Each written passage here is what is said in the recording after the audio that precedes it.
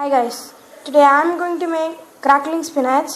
Ingredients needed to make it are spinach, salt, sugar, chili flakes. Small amount of spinach and fry it in the oil. Oil till it comes in this color.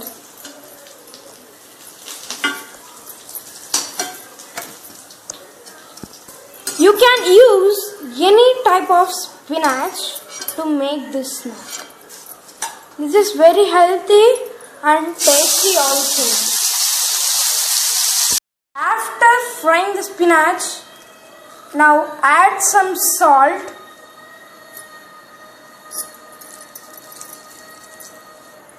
Then add sugar to your taste. Then add chili flakes. The crackling spinach is ready to serve.